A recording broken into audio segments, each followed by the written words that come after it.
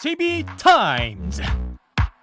네, 더마카와 함께 시선 집중의 문을 열겠습니다. 어서 오세요. 네, 안녕하세요. 더마카입니다. 조병일 님이 오늘은 30분 일찍 출근해서 처음으로 라이브로 듣습니다. 비도 오고 기분이 아주 좋습니다. 비가 오는데 기분이 좋으시다고? 네. 오. 앞부분에 밑줄 치실 줄 알았는데 처음으로 라이브로 듣네요. 그래요? 좀 센치지면 안 돼요? 네. 비가 와서 센치해지셨습니까? 그럼요. 왜 이러세요? 감성이 있는 남자였습니다. 그럼 제가 감성이 없으면 내가 로봇입니까 지금? 감성이 없게? 죄송합니다. 감성 충만하는 사람인데. 예, 방송 좀 할게요. 네. 신문이님, 안녕하세요. 오랜만에 일찍 일어나 기다리고 있었습니다. 비가 고맙습니다. 와서 또 기다리셨나? 요즘 이렇게 오랜만에 오셨다거나 뭐 이런 분들이 조금 있으시거든요. 네. 문자나 유튜브 채팅에 종종 이런 글이 올라오는데 네. 이제 슬슬 매일매일 만나셔도 좋지 않을까라는 생각을 하고요. 절절한 것 같아요. 밥하기 싫은 여자님이 비님이 소담실이 내려주시니 감사합니다. 주말에 고추 모종 심으려고 했는데 네. 비가 와서 다행이에요. 종배님 가뭄에 비 오듯 좋은 소식 많이 부탁드립니다. 알찬 소식 많이 전해드리겠습니다. 그리고 이건 꼭 소개해야겠다. 네. JB의 감성을 위해서. 1052님. 시사계의 장동건 JB 형님 덕분에 아침이 즐겁습니다. 그건 좀 약간 과한 표현인 것 같고요. 네. 스스로 그렇게 인정해 주시니 감사하네요. 저도 양식이란 게 있기 때문에. 네. 자, AS타임 가겠습니다. 네, 감성과 양식이 있는 남자 함께하고 계십니다. 네. AS타임부터 가볼 건데요. 네. 어제 여기도 이슈 시간에 실외 마스크 해제 여부를 두고 정부와 인수위 간에 미묘한 온도차가 있다라는 말씀을 저희가 전해드렸죠. 네. 정부가 다음 주 월요일부터 야외에서는 마스크를 단계적으로 해제하는 쪽으로 방침을 전했다는 소식이 들어와 있습니다. 네네. 다만 행사나 집회, 야외 경기장 등 사람이 많이 모이는 곳에서는 마스크를 써야 한다는 건데요. 그 규모와 대상은 잠시 후에 발표가 될 예정입니다. 네. 정치 방역이 아니라 과학 방역을 하겠다 인수위가 이렇게 외치고 있는데 그래서 인수위는 정부가 마스크 관련 결정을 5월 말까지 좀 미뤄야 한다라고 요구를 하긴 했었죠. 네. 근데 정부는 오히려 이 요구를 받아들일 경우에 정치 방역으로 비춰질 수 있다라는 점을 좀 고려한 걸로 풀이가 됩니다. 어쨌든 인수위는 사전 교감이 없었다라면서 약간의 불쾌감을 표시하기도 했는데요. 네. 정부의 이런 방침 어떻게 봐야 될까요? 교감을 얘기했으니까 한번 그러면 전후 과정을 봐야 되는 거 아니겠습니까? 네. 정부가 그러니까 전혀 계획이 없다가 갑작스럽게 이걸 꺼내든 게 아니잖아요. 이미 2주 전에 예고를 했던 거 아닙니까? 2주 전에 실외 마스크 해제를 2주 뒤에 검토해서 발표하겠다. 이런 취지의 발표가 있었잖아요. 네. 근데 그 사이에 인수위가 5월 말에 가서 판단해 보겠다라고 어제 밝히고 나선 거잖아요. 그렇게 놓고 본다면 정부는 이미 2주 전에 예고를 했는데 2주가 거의 다 됐을 때 인수위가 치고 나올 때 네. 그러면 인수위는 정부하고 교감을 한 상태에서 어제 그런 입장을 밝혔는가.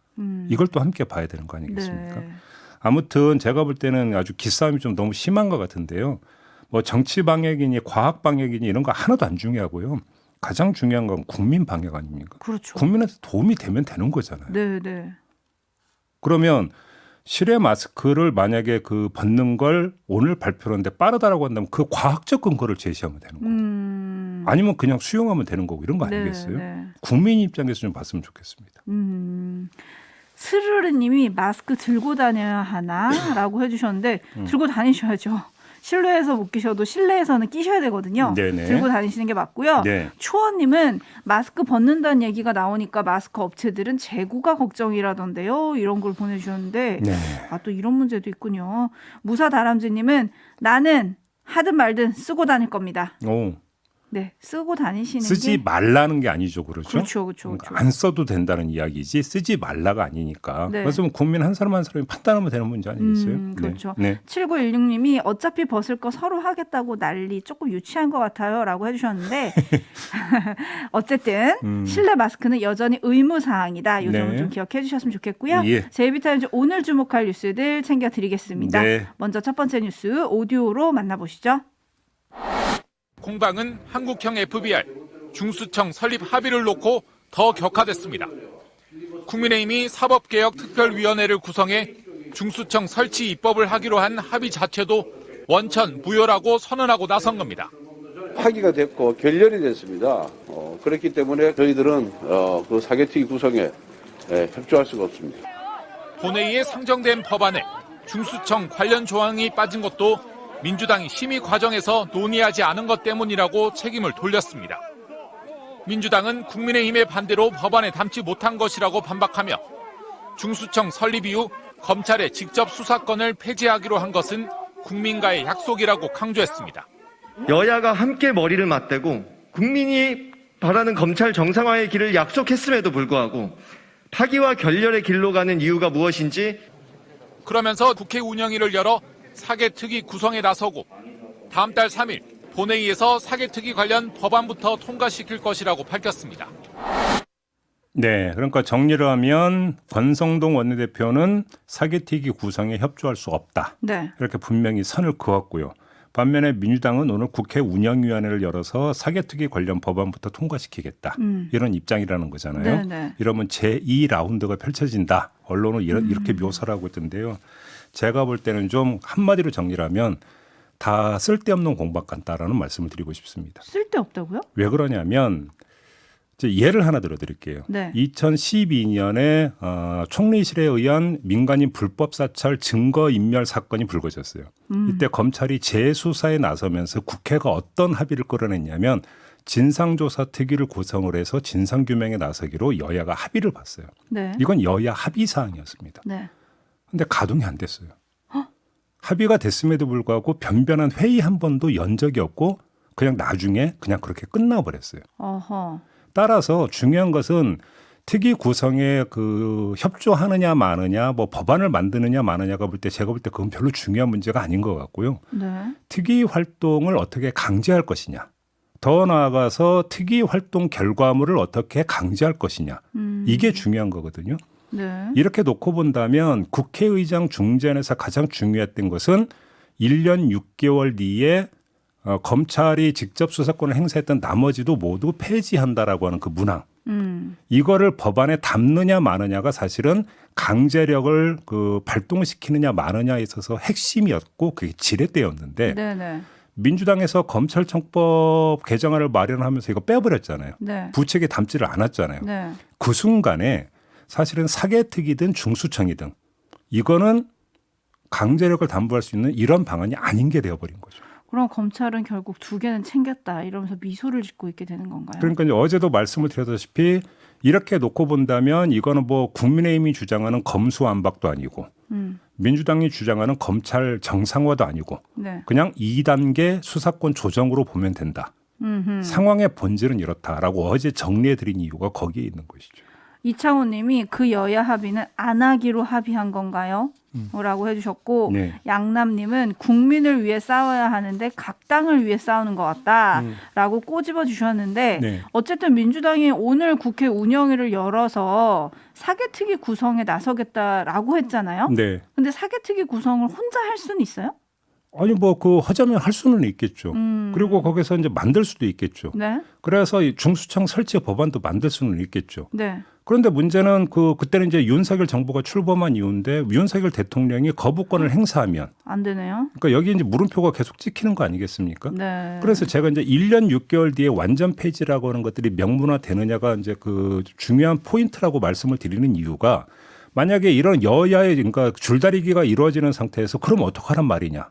공백이 발생하는데 그렇기 때문에 여야가 좋든 싫든 어떻게 할 수 있는 방안을 강구할 수 있는 길을 열어놓는 게 바로 1년 6개월 조항이었는데 네. 이게 허공으로 사라져버림으로써 모든 게 사실은 어찌 본다면 거꾸로 판정리가 되어버렸다.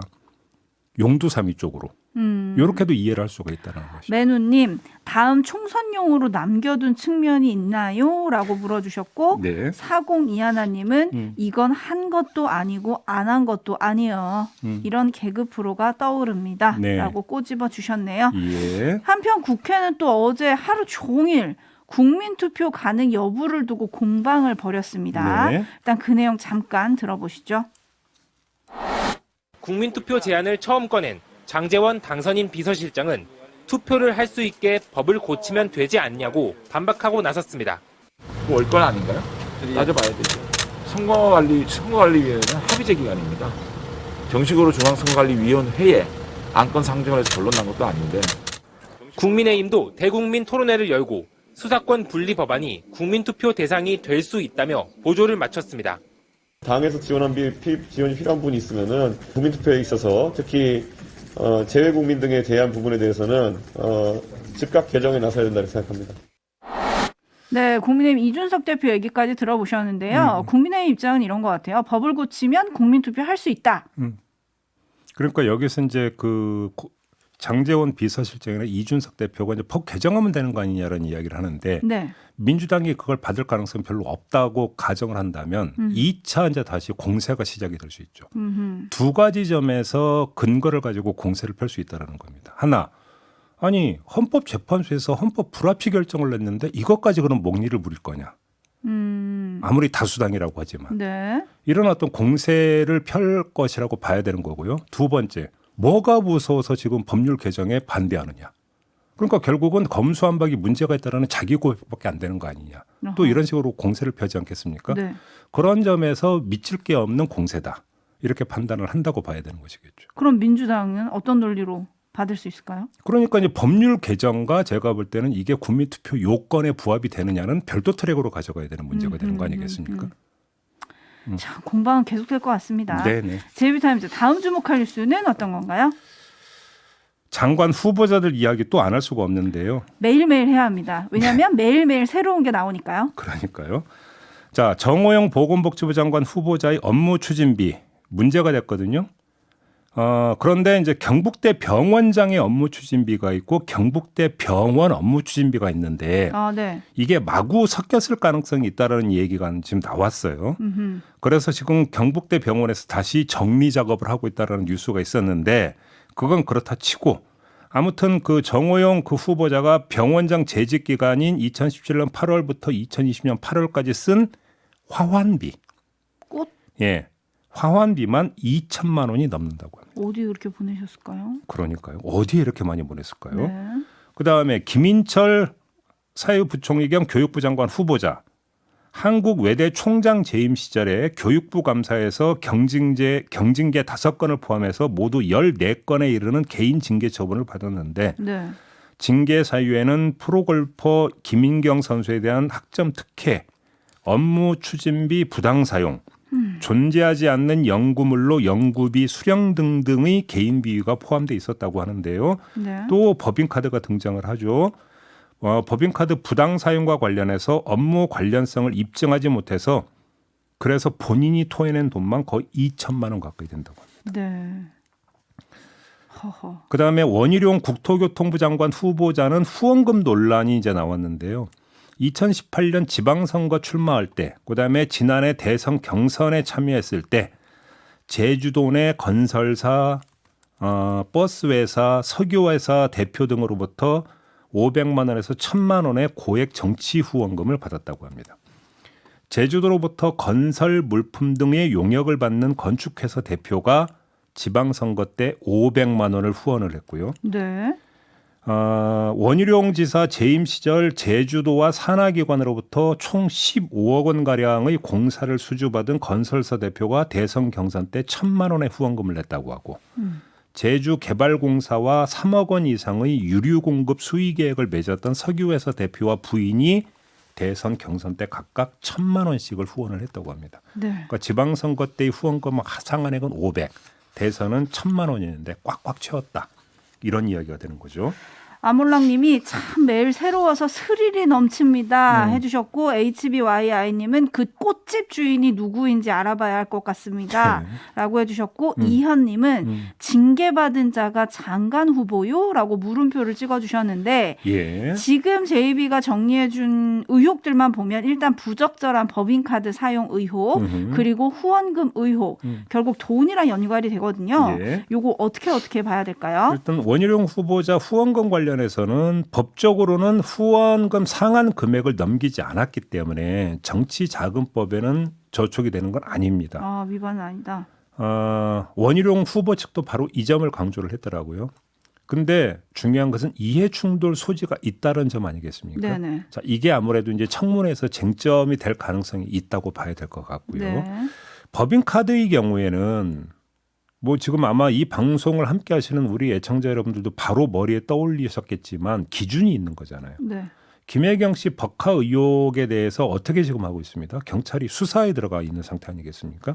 그럼 이 케이스에 준해서 접근하면 되는 거잖아요. 네. 그러면 김인철 후보자는 이미 경찰 수사를 받아서 사법 처리가 아니라 토해내는 걸로 끝났다고 하잖아요. 그러면 정호영 후보자의 경우는 어떻게 해야 되는 걸까요? 김혜경 씨의 사례에 준하면 그럼 수사 대상이라고 봐야 하는 거 아니겠어요?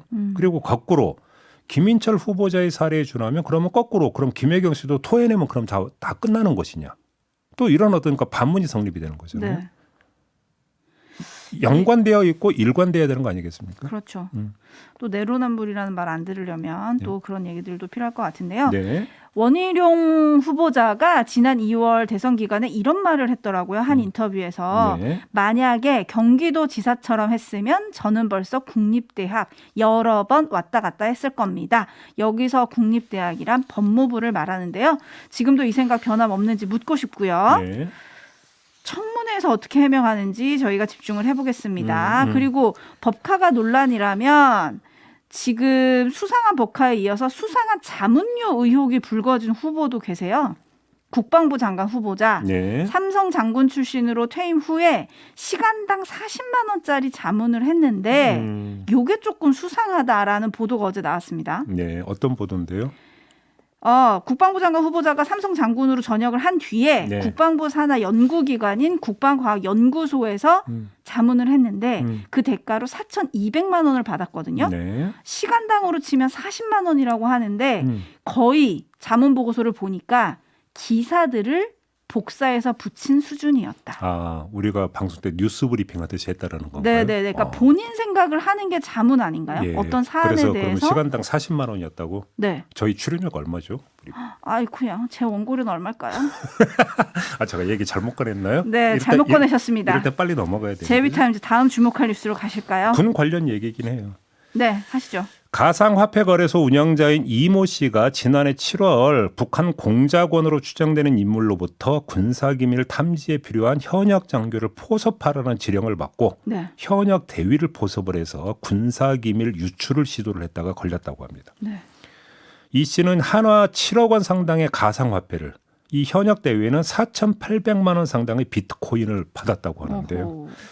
경찰은 지난 2월에 첩보를 입수하고 군사안보지원사령부와 함께 수사를 해서 이달 2일에 이 씨를 체포를 했고요. 5일에 구속을 했고 이 현역 대위는 지난 15일 국가보안법 위반 등의 혐의로 검찰에 구속 송치를 했다고 하는데 주목할 점은 유출을 시도했던 게 뭐냐 이거거든요. 그렇죠. 어떤 내용이냐? 예, 한국군 합동지휘 통제 체계라고 하는 거라고 합니다. 이게 군사작전지휘 및 군사기밀 유통에 사용되는 시스템이라고 하는데 네.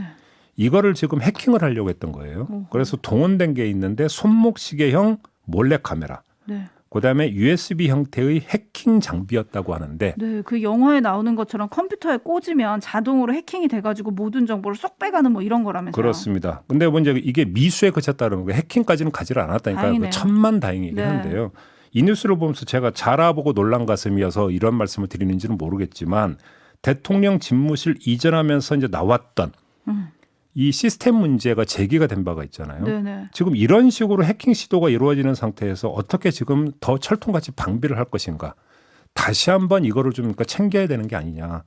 뚫리면 큰일 나는 거 아니겠습니까? 큰일 나죠. 정말 큰일 나는 거거든요. 네. 다시 한번 어차피 뭐 이전하기로 했다면 뭐 더 이상 뭐 어쩔 수가 없을 것 같은데 이런 데 있어서 충분히 지금 방비를 하고 있는 것인지 뚫렸다라고 한다면 자, 이 부분들을 어떻게 이제 틀어막으면서 만에 하나의 가능성을 완전 차단할 것인지 이걸 좀 네. 고민을 해야 된다. 그다음에 준비를 해야 된다. 이 말씀을 꼭 드리고 싶은 겁니다. 그러게요. 갑자기 그 이동버스에서 지휘한다던 그 얘기가 생각이 나는데 네. 어쨌든 괜찮은 거겠죠. 아무튼 체크 좀 부탁드리도록 하겠습니다. 네. 자, JB타임즈 마무리를 해야 되는데 오늘은 약간 한 10초 정도 빨리 끝내야 될 것 같네요. 네. 114 하나님이 네. 요즘 세상에도 이런 간첩이 있네요. 영화 보는 줄 알았습니다라고 저는 해주셨는데 제일 무한 게 대가를 가상화폐로 받았다는 게. 그것도 그렇고 한 번도 만나지 않고 소셜 미디어로 서로 대위를 포섭했다는 점도 이례적이었습니다. 알겠습니다. 마무리하죠. 더마카 수고하셨어요. 고맙습니다.